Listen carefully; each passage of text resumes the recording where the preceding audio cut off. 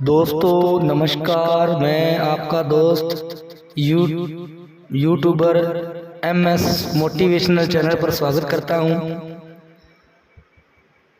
आज हम बात करेंगे सुंदरकांड पर। रामायण के अंदर एक महत्वपूर्ण वाक्य है, जो एक महत्वपूर्ण जो कथा हुई घटित हुई सुंदरकांड।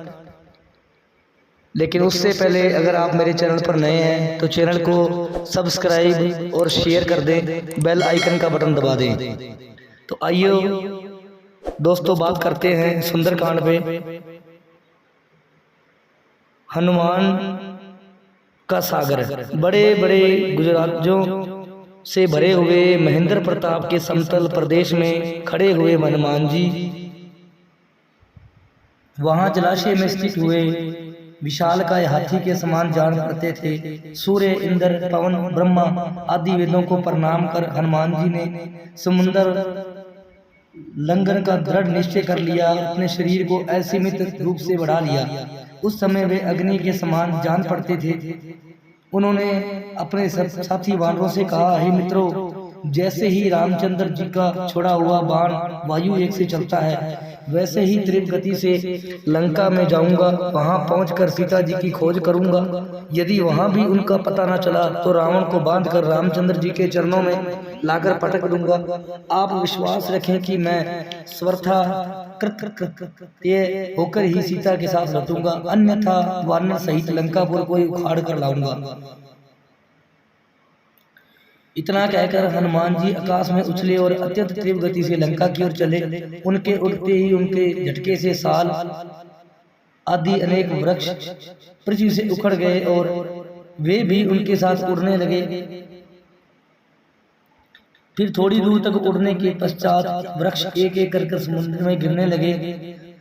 वृक्षों से पृथक होकर सागर में गिरने वाले नाना प्रकार के पुष्प ऐसे प्रतीत हो रहे थे मानो शरद ऋतु के नक्षत्र जल की लहरों के साथ अटखेलियां कर रहे हों। तीव्र गति से उड़ते हुए महाकपि वन पवन सूत जैसे ऐसे प्रतीत हो रहे थे जैसे वे महासागर वे अनंत आकाश का आचमन करते हुए उड़े जा रहे हैं। तेज से जाज्वल्यमान उनके नेत्र हिमालय पर्वत पर लगे हुए दो दावानलों का भ्रम उत्पन्न करते थे। कुछ दर्शकों को ऐसा लग रहा था कि आकाश में तेजस्वी सूर्य और चंद्र दोनों एक साथ जल निधि को प्रकाशित कर रहे हैं। उनका लाल कटी पर्वत के वृक्ष तल पर किसी गेरू के खान का भ्रम पैदा कर रहा था। हनुमान के बगल से जो तेज आंधी भारी स्वर करती हुई निकलती थी, वह घनघोर वर्षा काल की मेघा की गर्जना से प्रतीत होती। आकाश में उड़ते हुए उनके विशाल शरीर का प्रतिबिंब समुद्र पर पड़ता था। वह उसकी लहरों के साथ मिलकर ऐसा भ्रम उत्पन्न करता जैसे सागर के वृक्ष पर नौका तैरती चली जा रही हो। इस प्रकार हनुमान निरंतर आकाश मार्ग से लंका की ओर बढ़े जा रहे थे।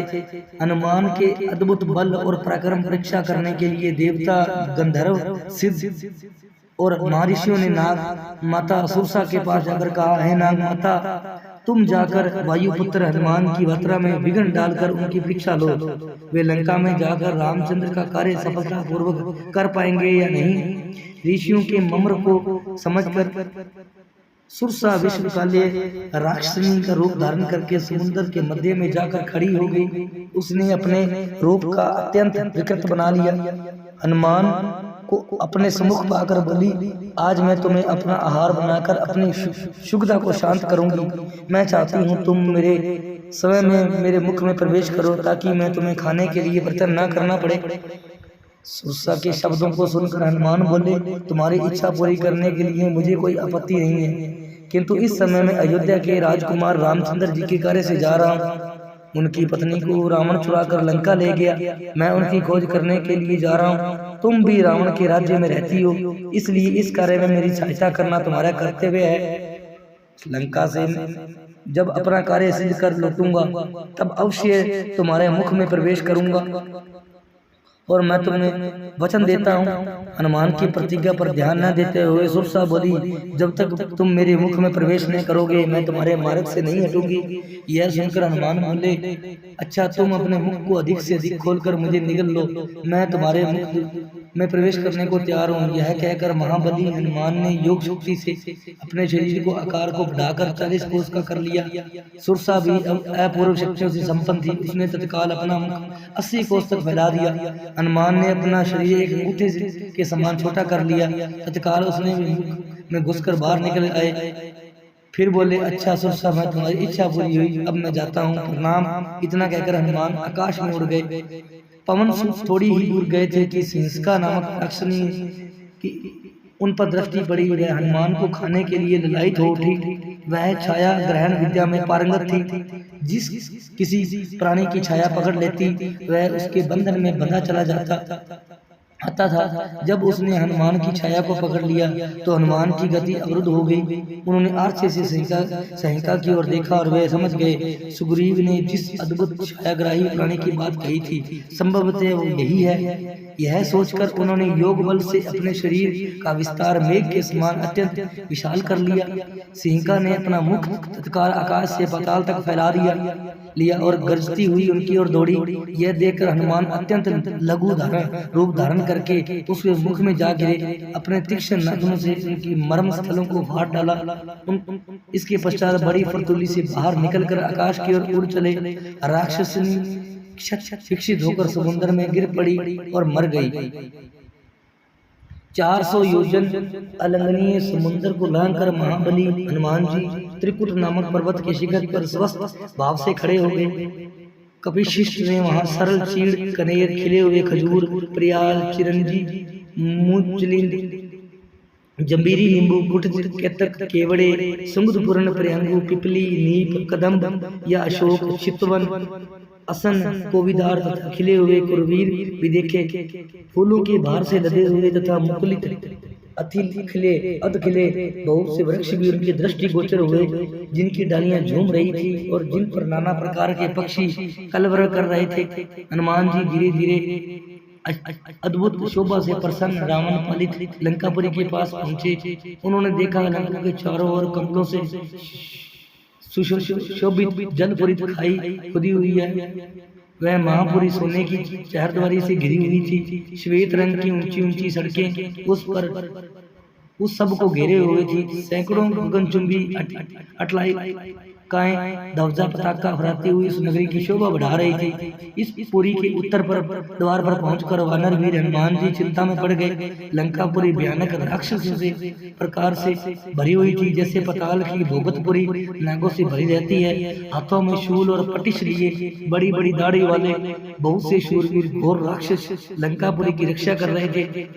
नगर की इस भारी सुरक्षा, उसके चारों ओर समुद्र की खाई, रावण जैसे भयंकर शत्रु को देखकर हनुमान जी विचार करने लगे, यदि वानर वहां तक आ गए तो वे भी व्यर्थ सिद्ध होंगे, क्योंकि युद्ध द्वारा देवता भी लंका पर विजय नहीं पा सकते। रावण पालित इस दुर्गम और विषम संकटपूर्ण लंका में महाबाहु रामचंद्र भी आ जाए तो क्या कर पाएंगे। राक्षसों पर साम, दान और भेद की नीति का प्रयोग संभव दृष्टिगत हो रहा है। यहाँ से केवल 4 वेगशाली वानरों अर्थात बाली पुत्र अंगद, नील, मेरी बुद्धिमानी राजा सुग्रीव की ही पहुँच सकती है। अच्छा, पहले ये तो पता लगाऊं कि विदेही कुमारी सीता जीवित भी है या नहीं। जिनक किशोरी दर्शन करने के पश्चात ही मैं इस विषय में विचार करूंगा। उन्होंने सोचा कि मैं इस रूप से राक्षसों की इस नगरी में प्रवेश नहीं कर सकता, क्योंकि बहुत से क्रूर और बलवान राक्षस इसकी रक्षा कर रहे हैं। जानकी की खोज करते समय मुझे स्वयं को इन महातेजस्वी पराक्रमी और बल राक्षस से गुप्त रहना होगा। अंत मुझे रात्रि के समय में ही नगर में प्रवेश करना चाहिए और सीता का अन्वेषण का यह समयोचित कार्य करने के लिए ऐसे रूप का आश्रय लेना चाहिए जो आंख से न देखा जा सके, मात्र कार्य से ही अनुमान हो कि आया था। देवताओं और असुरों के बीच दुर्चर्य लंकापुरी देखकर हनुमान जी बारंबार लंबी सांस खींचते हुए विचार करने लगे, किस उपाय से काम लूं जिससे दुराचारी राक्षस राज रावण की दृष्टि से ओझल रहकर मैं मिथिलेश नंदिनी जनक किशोरी सीता का दर्शन प्राप्त कर सकूं। अविवेक कार्य करने वाले दूत के कारण बनाए काम भी बिगड़ जाते हैं। यदि राक्षस ने मुझे देख लिया तो रावण का अनर्थ करने वाले श्री राम का ये कार्य असफल न होगा। अंत में अपने कार्य की सिद्धि के लिए अपने इसी रूप में छोटा सा शरीर धारण करके मैं लंका में प्रवेश करूंगा और घरों में घुसकर जानकी जी की खोज करूंगा। ऐसा निश्चय करने के बाद वीर वानर हनुमान सूर्य अस्त की प्रतीक्षा करने के पश्चात लगे। सूर्य अस्त हो जाने के समय उन्होंने अपने शरीर को छोटा बना लिया, उछलकर उस सम्मानीय लंकापुरी में प्रवेश कर गए। इस प्रकार से सुग्रीव का हित करने वाले कपिराज हनुमान जी ने लंकापुरी में प्रवेश कर मानो शत्रु के सिर पर अपना बायां पैर रख दिया हो। वे राजमार्ग को आश्रय ले उस रमणीय लंकापुरी की ओर चले। वहां पर स्वर्ण निर्मित विशाल भवनों में दीपक जगजमा रहे थे। कहीं नृत्य हो रहा था, कहीं सुरा पीकर मस्त हुए राक्षस अनग्रहण पर लाभ कर रहे थे। हनुमान जी ने देखा कि बहुत से राक्षसों मंत्रों का जाप करते हुए स्वाध्याय में तत्पर थे। कोई जटा बढ़ाए तो कोई मूंड मुंडाए। रावण के अनेक गुप्तचर भी उन्हें दृष्टिगत हुए। हनुमान जी ने नगर में के सब भवनों तथा एकांत स्थलों को छान डाला, परंतु कहीं भी सीता दिखाई नहीं दी। अंत में सबसे निराश होकर रावण से उस राजस प्रसाद में प्रवेश किया। उसने लंका के मंत्रियों में सचिव एवं प्रमुख सभासद निवास करते थे। उन सब की भली भांति निरीक्षण करने के पश्चात वे रावण के अत्यंत प्रिय बृहत्शाला की ओर चले। वहां की सीढ़ियां रतन जटित थी, स्वर्ण निर्मित वातान्य दीपों के प्रकाश में जगजमा रही थी। स्थान स्थान पर हाथी दांत का काम किया हुआ था। छते और स्तंभ मणियों तथा रत्नों में जड़े हुए थे। इंद्र के भवन में से अधिक सुजस्सित इस भव्यशाला को देखकर हनुमान चकित रह गए। एक और स्फटिक के सुंदर फलक पर रावण को हुए मदिरा के मध्य में पड़े देखा तो अनेक सुंदरियों से घिरे हुए था। उसने नेत्र अदनिमित हो रहे थे। उनके रमणियों की वासन भूषण अस्त व्यस्त हो रहे थे। वे सुरा के प्रभाव से अछूती भी नहीं थी। वहां भी सीता को न पाकर पवन सुत बाहर निकल आए, किंतु हनुमान जी ने रावण के अन्य निकट संबंधियों के निवास स्थानों में सीता की खोज की, किंतु वहां भी उन्हें असफलता मिली। तत्पश्चात हनुमान ने रावण की पटरानी मंदोदरी के प्रभु में प्रवेश किया। अपने शयन नगर में मंदोदरी एक स्फटिक से श्वेत पलक पर सो रही थी। उसकी शिशा के चारों ओर रंग बिरंगी सुवासित पुष्पमालाएं झूल रही थी। इसके अद्भुत रूप, लावण्य, सौंदर्य एवं यौवन को देखकर हनुमान के मन में विचार आया, संभवतः यही जनक नंदिनी सीता है। परंतु इसी क्षण के मन में एक और विचार था, ये सीता नहीं हो सकती, क्योंकि रामचंद्र जी के वियोग में पवित्रता सीता न तो सो सकती है, न ही किसी प्रकार का आभूषण आदि पहनकर श्रृंगार कर सकती है। अंत एवं ये स्त्री अनुपम लावण्य में होते हुए सीता कदापि नहीं है। यह सोचकर वह उदास हो गए। मंदोदरी के कक्ष से बाहर निकल आए। अक्षपात वह सोचने लगे कि आज मैंने पराई स्त्री को अस्त व्यस्त वेश में सोते हुए देखकर भारी पाप किया। इस पर पश्चाताप करने लगे। यह विचार कर उन्हें मन को अशांति दी और उन्हें देखकर मन में कोई विचार उत्पन्न नहीं हुआ। यह पाप नहीं है, फिर भी जिस उद्देश्य के लिए मुझे भेजा गया उसकी पूर्ति के लिए मुझे अनिवार्य रूप से स्त्रियों का अवलोकन करना पड़ेगा। इसके लिए मैं बिना कार्य कैसे पूरा कर सकूंगा। फिर सोचने लगे कि मुझे सीता जी ने कहीं नहीं मिली। रावण ने उन्हें मार तो नहीं डाला। यदि ऐसा है तो मेरा सारा परिश्रम व्यर्थ गया। नहीं, मुझे यह नहीं सोचना चाहिए। जब तक लंका में कोना ने छान मारूं तब तक मुझे निराश नहीं होना चाहिए। यह सोचकर अब उन्हें ऐसे स्थानों की खोज आरंभ की जहां तनिक भी असावधानी उन्हें यमलोक तक पहुंचा सकती थी। उन स्थानों में उन्हें रावण द्वारा हरी भरी अनुपम सुंदर नाग कन्याओं किन्नरियों को भी देखा, किंतु सीता कहीं नहीं मिली। निराश होने के बाद में उन्होंने सोचा, मैं सीता जी का समाचार लिए बिना लौट कर किसी को मुख नहीं दिखा सकता, इसलिए वहीं यही रहकर खोज करता हूँ, अन्यथा प्राण दे दूंगा। यह सोचकर उन्होंने सीता को खोजने का कार्य बंद नहीं किया, बल्कि और खोजने लगा। हनुमान जी सीता की खोज के अपने निश्चय पर अडिग हो गए। उन्होंने प्रण किया कि जब तक मैं अंश यशस्विनी श्री राम पत्नी सीता का दर्शन न कर लूंगा तब तक इस लंकापुरी में बारंबार उनकी खोज करता रहूंगा। इधर यह अशोक वाटिका दृष्टिगत हो गई। इसके भीतर उनके विशाल वृक्ष है। इस वाटिका में मैंने अभी तक अनुसंधान नहीं किया। अंत इसी में चलकर जनक कुमारी विदेही को ढूंढना चाहिए। ये अशोक वाटिका चारों ओर ऊंचे पर्वतों से घिरी हुई थी। अंत वाटिका के भीतर जाने के उद्देश्य से हनुमान जी उसकी चार दीवारी पर चढ़ गए। चार दीवारी पर बैठे हुए देखा कि इस साल अशोक नीम चंपा के वृक्ष भली भांति खिले हुए थे। ब्रहुहार नागेकस और बंदर के मुंह की भांति फल देने वाला आम भी पुष्प मंजरियों से सुशोभित हो रहे थे। अमराइयों से युक्त वे सभी वृक्ष शत शत लताओं से अवशेष हो रहे थे। हनुमान जी अपचर्या से छूटे हुए बाण के समान उछले उन वृक्षों की वाटिका में जा पहुंचे। ये विचित्र वाटिका स्वर्ण और रजत के समान वर्ण वाले वृक्षों द्वारा घिरी हुई थी। नाना प्रकार के पक्षियों के कलरव से गुंजायमान हो रही भांति भांति के विगमहों मुग समूहों से विचित्र शोभा दे रही थी। यह विचित्र कांकणों से अलकृत थी और नवोदित सूर्य के समान अरुण रंग की दिखाई देती थी। फूलों और फलों से लगे हुए नाना प्रकार के वृक्षों से व्याप्त हुई इस अशोक वाटिका का मत वाले कोकिल और भ्रमर सेवन करते थे। मृग और द्विज पक्षी मध्य हो उठते। मद वाले मोरों का कलनाद यहाँ निरंतर गूंजता रहता। वाटिका में जहाँ जहाँ विभिन्न प्रकार के आकारों वाली बावड़ियाँ थीं जो उत्तम जल और मणिमय सोपानों से युक्त थी। जल के नीचे की फर्श स्फटिक मणि की बनी हुई थी और बावड़ियों के तटों पर तरह तरह के विचित्र स्वर्ण मन वृक्ष शोभा दे रहे थे। उनमें खिले हुए कमल के वन चक्रवाकों के जोड़े पपैया हंस सारस वहाँ की शोभा बढ़ा रहे थे। इस वाटिका में विश्वकर्मा के बनाए हुए बड़े बड़े महल कतरम कानन और सब से उसकी शोभा बढ़ा रहे थे। अंतर महाकवि हनुमान ने एक स्वर्णमयी शीर्ष पर अशोक वृक्ष देखा।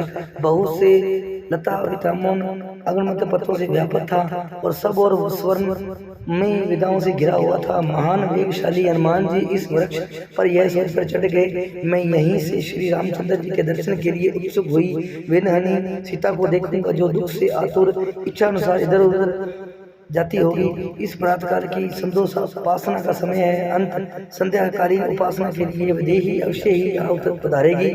ऐसा सोचते हुए महात्मा हनुमान जी नरेंद्र पत्नी सीता के शुभागमन की प्रतीक्षा में तत्पर उस वृक्ष पर छिपे रहकर संपूर्ण वन पर दृष्टिपात फिरते रहे। इस अशोक वाटिका में वानर शिरोमणि हनुमान थोड़ी दूर कर एक गोलाकार ऊंचा 1000 खंभों वाला गोला का प्रसाद देखा जो कैलाश पर्वत के समान श्वेत वर्ण का था। उसमें मूंगे की सीढ़ियां बनी हुई थी तथा तपाए हुए सोने की वेदियां बनी हुई थी। उनकी दृष्टि वहां एक सुंदर स्त्री पर पड़ी जो मलिन वस्त्र धारण किए हुए राक्षसों से घिरी हुई बैठी थी। अलंकार शून्य कारण वह कमलों से रहित पुष्प करने के समान श्रीहीन दिखाई देती थी। वह अशोक से पीड़ित दुख से संतप्त और स्वर्धा क्षीण काय हो रही थी। उपवास से दुर्बल हुई उस दुखिया नारी के मुंह पर आंसुओं की धारा बह रही थी। वह शोक और चिंता में मगन हो दीन दिशा में पड़ी हुई थी और निरंतर दुख में डूबी हुई थी। काली नागिन के समान कोटि से लटकी हुई एकमात्र काली वेणी द्वारा उपलक्षित होने वाली इस नारी बादलों के हट जाने वाले नीली वेणी वन श्रेणी से घिरी हुई पृथ्वी के समान प्रतीत होती थी। हनुमान जी ने अनुमान किया कि हो न हो यही सीता है। इनके विकोय से दशरथ नंद राम ख्यालु हो रहे हैं। ये तत्सविनी उनके हृदय में अक्षुण्ण रूप से निवास करती थी। इन्हीं सीता को पुनः प्राप्त करने के रामचंद्र जी ने बाली का वध करके उन्हें सुग्रीव को खोया हुआ राज्य दिलाया। उन्हीं खोज पाने के लिए मैंने विशाल सागरों पार करके लंका के भवन में अटालिकाओं की खाक छानी। इस अद्भुत सुंदरी को प्राप्त करने के लिए रघुनाथ जी की सागर पर्वतों सहित समुद्र धरातल को भी उल्टा दे तो कम है। ऐसी पति प्राण साध्वी कि सम्मुख तीनों लोगों को राज्य और 14 भुवन की संपदा भी तुच्छ है। आज यह महाप्रतिव्रता राक्षस राज रावण के पंजों में फंसकर ऐसा एक कष्ट भोग रही है। मुझे यह इस बात में तनिक भी संदेह नहीं है कि यह सीता है और अपने देव तुल्य पति के प्रेम कारण अयोध्या के सुख वैभव का परित्याग करके रामचंद्र के साथ कष्टों को हंसकर झेलने चली आई, और जिसे नाना प्रकार के दुखों को उठाकर भी कभी वन आने का पश्चाताप नहीं हुआ, वहीं सीता आज इस राक्षसी में फंसकर अपने प्राणनाथ के वियोग में सुख सुख करके कांटा हो गई है। किंतु उन्होंने अपने सतीत्व और किसी प्रकार की आंच नहीं आने दिया, इसमें संदेह नहीं है। यदि उन्होंने रावण के कुछ सुख प्रस्ताव को स्वीकार कर लिया होता तो आज इनकी यह दशा नहीं होती। राम के प्रति उनके मन में कितना अटल स्नेह है, यह इसी बात से सिद्ध होता है कि ये न तो अशोक वाटिका की शोभा को निहार रही और न ही इनके घेर कर बैठी हुई निशाचारियों की को उनकी एक टक दृष्टि पृथ्वी में राम की छवि को निहार हो रही है। सीता की यह दीन दिशा देखकर भावुक पवन सूत के नेत्रों से अश्रुधारा प्रभावित हो चली। वह शुद्ध बुद्ध बोलकर निरंतर आंसू बहाने लगे। कभी भी वो सीता जी के दीन दिशा को देखते और कभी राम जी को उदास दुखी मुखमंडल का स्मरण करते। इसी विचारधारा में डूबते उतराते रात्रि का अवसान होने के प्राचीन मुखमंडल उषा की नीलिमा से शोभित होने लगी। तभी हनुमान को ध्यान आया कि रात्रि समाप्त प्राय हो रही है। वे चंचने हो इसी युक्त विचार करने लगे जिससे वो सीता से मिलकर उनसे वार्तालाप करें कर उन तक श्री रामचंद्र जी का संदेश पहुंचा सकें।